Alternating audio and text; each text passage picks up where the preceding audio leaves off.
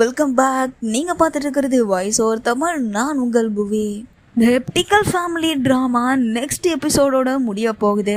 யாரெல்லாம் இதை ரொம்ப மிஸ் பண்ணுறீங்க அப்படின்னு சொல்லிட்டு மறக்காமல் கமெண்டில் சொல்லுங்கள். இப்போ வாங்க எபிசோட்குள்ளே போயிடலாம். எபிசோடோட ஸ்டார்டிங்லே ஹீரோவும் ஹீரோயினும் அந்த தனியான ஒரு வீட்டில் இருக்காங்க. போன எபிசோடில் பார்த்துருந்தீங்கன்னா தெரியும், ஹீரோயினை தேடி ஹீரோ ஒரு வில்லேஜுக்கு போயிருப்பார் இல்லையா, அந்த வீட்டில் தான் இப்போ ஹீரோவும் ஹீரோயினும் இருக்காங்க. அதாவது ஹீரோ வீட்டுக்கு வெளியில் திண்ணை மாதிரி இருக்குங்க, அந்த திண்ணையில் உட்காந்துட்டு இருக்காரு. ரொம்ப கூலிங்காக இருக்குன்னு பெட்ஷீட்லாம் போத்திக்கிட்டு உட்காந்துருக்காரு. இப்போ ஹீரோயின் அங்கேருந்து உள்ளே ஏதோ சமைச்சு வெளில எடுத்துகிட்டு வராங்க. ஹீரோ அப்படியே போத்திக்கிட்டு உட்காந்துருக்கும் போது என் காலை பாரு எப்படி சிலு சிலுன்னு இருக்கு அப்படின்ட்டு எடுத்து காமிக்கிறாரு. எங்கே காமி அப்படின்னும் போது நான் காமிக்க மாட்டேன் அப்படின்னு உள்ளே வச்சு பூட்டிக்கிறாரு. நான் பார்த்தே தான் அவன் அப்படின்னு சொல்லிட்டு ரெண்டு பேரும் ஜாலியாக பேசிகிட்டு இருக்காங்க. அப்படியே அங்கே ஒரு சின்னதாக ஒரு ரொமான்ஸ் நடக்குது. அப்படியே அந்த தனி கிராமத்தில் தனியாக ஒரு வீட்டு திண்ணையில் ஹீரோவும் ஹீரோயினும் மட்டும் ஜாலியாக என்ஜாய் பண்ணிட்டுருக்கா. ரெண்டு பேரும் அப்படியே படுத்து தூங்கிடுறாங்க. மறுநாள் காலையில் பார்த்தீங்கன்னா ஹீரோ ஏர்லியாக எழுந்துடுறாருங்க. எழுந்துட்டு டேரெக்டாக எங்கே போகிறாரு அப்படின்னு பார்த்தீங்கன்னா ஹீரோயினோட வீட்டுக்கு தான் போகிறாரு. அதாவது அவங்களுடைய மசாஜ் சென்டர் இருக்கும் இல்லையா, அங்கே தான் போகிறாரு. அங்கே போயிட்டு 2 சூப்பு பார்சல் பண்ணுங்க அப்படின்னு சொல்லி அந்த சூப்பை வாங்கிட்டு ரிட்டன் இங்கே வராரு. வர்றதுக்குள்ளே ஹீரோயின் எழுந்து பார்த்துடுறாங்க. அங்கே யாரையுமே காணோம். தலை மேலே கையை வச்சு உட்காந்துருக்காங்க. எங்கடா போனார் இவர் அப்படின்னு சொல்லிட்டு ஒருவேளை டைம் ட்ராவல் பண்ணி போயிட்டாரோ அப்படின்னு நினச்சிக்கிட்டாங்க. ஆனால் ஹீரோ டைம் ட்ராவல் பண்ணிடலாம் போல் சாப்பாடு வாங்கிட்டு வர்றதுக்கு தான் போயிருக்காரு. இப்போ சாப்பாடு வாங்கிட்டு வந்து வீட்டு முன்னாடி நின்னதும் எங்கே போன நீ அப்படின்னு அவங்க கேட்க, நான் எங்கேயும் போனேன், உனக்கு சாப்பாடு வாங்க தான் போனேன், இங்கே பக்கத்தில் எங்கேயாவது போயிட்டு அழகாக உட்காந்து சாப்பிட்ற மாதிரி இடம் இருக்கா அப்படின்ற மாதிரி கேட்டு ரெண்டு பேரும் ஜாலியாக நடந்து போயிட்டு அந்த கடற்கரை ஓரமாக சிட்டிங் பெஞ்ச் மாதிரி இருக்குது, அங்கே போய் உட்காந்து ஹீரோவும் ஹீரோயினும் அப்படியே சாப்பிட்டுட்டு இருக்காங்க. இப்படி சாப்பிட்டுட்டு இருக்கும் போது ஹீரோயின் என்ன பண்ணுறாங்க அப்படின்னா ஹீரோவோட கழுத்தை பார்க்குறாங்க.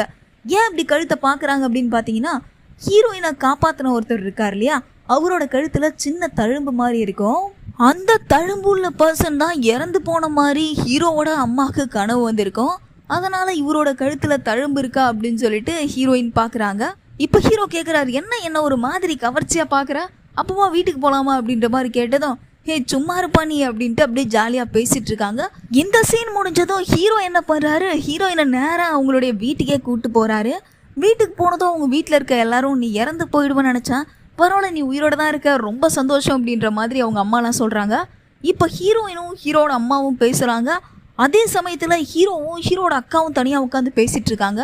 அவங்க என்ன சொல்கிறாங்க அப்படின்னா, டூடா உன் கூட இருந்தானா உன் உயிருக்கே ஆபத்து, அவள் இல்லாமல் உன்னால் இருக்க முடியாதா அப்படின்னு கேட்குறாங்க. இப்போ அவங்க ஒரு ஸ்டோரி சொல்கிறாங்க. அதே சமயத்தில் ஹீரோயினும் அவங்க அம்மாவும் தனியாக பேசிகிட்டு இருக்காங்க.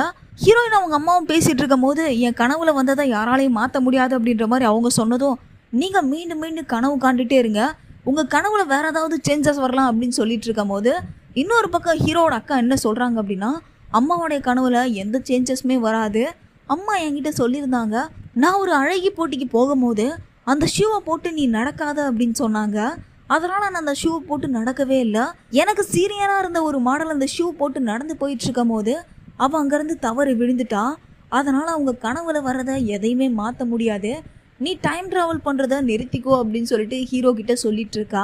இவங்க ரெண்டு பேரும் பேசி முடிச்ச உடனே ஹீரோயின் நேராக எழுந்து போயிட்டு ஐனாவை தான் பார்க்குறான். ஐனா என்ன பண்ணிட்டு இருக்கா அப்படின்னா அவங்க அப்பா இறந்து போயிடுவார் அப்படின்ற விஷயம் அவளுக்கு தெரிய வருது இல்லையா, அதனால் தனியாக உட்காந்து அழுதுட்டு இருக்கா. அதனால் ரொம்ப ஃபீல் பண்ணுறான், அம்மாவும் இல்லை அப்பாவும் இல்லாமல் நான் எப்படி வாழ்கிறது, என்னுடைய அம்மா இறப்புக்கு நான் தான் காரணம், என்னுடைய அப்பாவும் இறந்து போயிட்டா என்னால் வாழ முடியாது அப்படின்னு சொல்லிட்டு அழுதுட்டுருக்கா. இப்போ அந்த இடத்துல டூடா போயிட்டு அவளுக்கு ஆறுதலாக நிறைய விஷயம் சொல்கிறான். நீ நினைக்கிறதெல்லாம் கண்டிப்பாக மாறிடும், உங்கள் அப்பா இறந்து போகிறதுக்கு நான் விட மாட்டேன், அவர் உனக்கு அப்பா மட்டும் கிடையாது, இப்போ என்னோட ஹஸ்பண்டும் கூட அப்படின்ற மாதிரி சொல்கிறான். ஆக்சுவலாக அவங்களுக்கு இன்னும் கல்யாணம் ஆகலை, பட் கண்டிப்பாக கல்யாணம் ஆகும் அப்படின்ற கான்ஃபிடென்ட்டில் பேசிகிட்டு இருக்கா. இப்படி சீனை கட் பண்ணால் இன்னொரு பக்கம் ஹீரோட அக்கா இருக்காங்கல்ல, அவங்களும் அந்த டாக்டர் என்ன பண்ணுறான், புதுசாக ஒரு அப்பார்ட்மெண்ட் மாதிரி இருக்குது, அந்த அப்பார்ட்மெண்ட்டுக்கு கூப்பிட்டு போய் காமிக்கிறான். இங்கே பார்த்தியா இந்த இடம் சூப்பராக இருக்குது, இதில் ஸ்பெஷலாக இந்த பால்கனி தான் அப்படின்னு சொல்லிட்டு அந்த பிளேஸ் எல்லாம் கூப்பிட்டு போய் காமிக்கிறான். ஆனால் அவளுக்கு ஒரு சாட்டிஸ்ஃபைடே இல்லை, மனசில் சந்தோஷமே இல்லை, அப்படியே அமைதியாக இருக்கா. நாளைக்கு நம்மளுக்கு கல்யாணம் ஆக போகுது, கல்யாணம் முடிஞ்சு நம்ம இங்கே தான் வாழ போகிறோம் அப்படின்ற மாதிரி அவர் சொன்னதும் அதுக்கு அவன் என்ன கேட்குறா அப்படின்னா, கல்யாணம் முடிஞ்சதுக்கப்புறம் நீ என் வீட்டோட மாப்பிள்ளையாக வந்துடுறேன், என் வீட்டோட சேர்ந்து வாழலாம்ல அப்படின்னு அவன் கேட்குறான். அதுக்கு அவன் என்ன சொல்கிறான் அப்படின்னா, நீ தான் என்கிட்ட சொல்லியிருந்த உங்கள் வீட்டில் இருக்க பிடிக்கவே இல்லை, நம்ம வீட்டை விட்டு தனியாக இருக்கலாம் அப்படின்னு சொன்ன, அதனாலதான் நான் இந்த பிளேஸ் அரேஞ்ச் பண்ண அப்படின்னு சொல்றான். நாளைக்கு நம்மளுக்கு கல்யாணம் ஆக போகுது. கல்யாணம் ஆனதுக்கு அப்புறம் நம்ம 2 பேரும் ஹஸ்பண்ட் ஒய்ஃப் ஆயிடுவோம். அதுக்கப்புறம் உன்னோடைய பணம் என்னோடைய பணம் எல்லாம் ஒண்ணுதான் அப்படின்னு சொல்றான். அதுக்கப்புறம் நம்ம எல்லாரும் ஒண்ணுக்குள்ள ஒன்னாயிடுவோம் அப்படின்னு சொல்லிட்டு இவள்கிட்ட பேசி முடிச்ச அடுத்த செகண்டே இவன் என்ன பண்றான் அப்படின்னா, இன்னொரு பொண்ணு இருப்பா இல்லையா, இவன் க்ளோஸா இருப்பானே ஒரு பொண்ணு கூட, அந்த பொண்ணு கூட போயிட்டு காஃபி ஷாப்ல உட்காந்து காஃபி குடிச்சிட்டு இருக்கான். இந்த டார்லிங் உனக்கு பிடிச்ச ட்ரிங்க் வாங்கிட்டு வந்திருக்க அப்படின்னு சொல்லிட்டு அந்த பொண்ணை கட்டி பிடிச்சி பேசுறான். அந்த பொண்ணோட ரிலேஷன்ஷிப்ல இருக்கான் போல. அந்த பொண்ணுக்கு லிப் டு லிப் கிஸ் கொடுக்குறான்.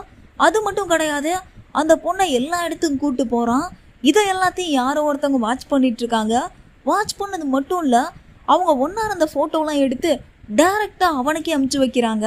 இந்த ஃபோட்டோவை பார்த்த உடனே டாக்டருக்கு ஒன்றும் புரியல, யார் இந்த ஃபோட்டோவை எடுத்திருப்பாங்க அப்படின்னு சொல்லிட்டு பதறி போய் பார்த்துட்டு இருக்கும் போது முன்னாடி ஏதோ கார்லேருந்து லைட் அடிக்கிற மாதிரி இருக்குது. அந்த இடத்துல இருக்கிறது வேற யாரும் இல்லை, நம்ம ஹீரோயின் டூடா தான்.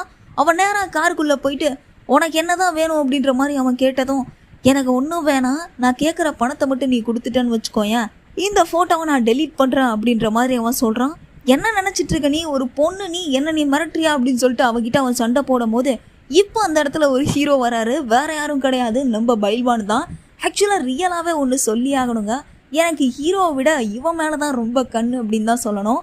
ஏன்னா அந்த அளவுக்கு ஸ்மார்ட்டாக க்யூட்டாக ஒரு பையனுக்கு தேவையான அனைத்து பொருத்தமும் பக்காவாக இருக்குன்னு சொல்லணும். இவன் அவங்கிட்ட சண்டை போடுறான். வேற வழியெல்லாம் டாக்டர் பணத்தை கொடுத்தே தான் ஆகணும்.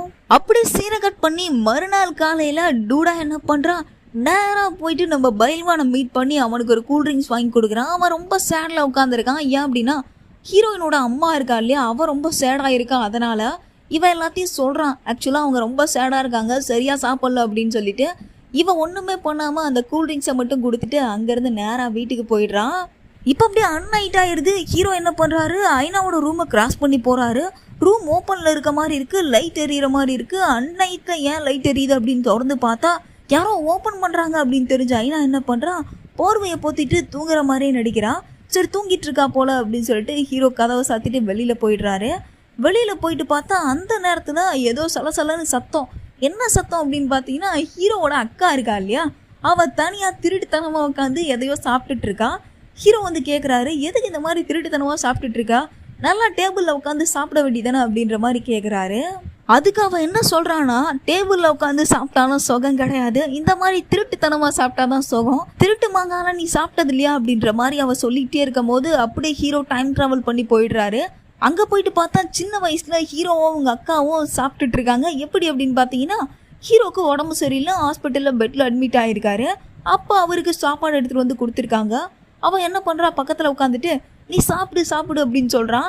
ஆனால் எனக்கு வேணாம், என்னால் சாப்பிட முடியல, நீ சாப்பிடு அப்படின்னு அவன் சொன்னதும், வேறு வழியே இல்லை, உன்னால் சாப்பிட முடியலன்னு நீ கேட்குற இல்லையா, அதனால் மட்டும் நான் சாப்பிட்றேன் அப்படின்னு சொல்லிட்டு அவன் என்ன பண்ணுறான், அழகாக ருசிச்சு ரசித்து அந்த சாப்பாடை சாப்பிட்றா.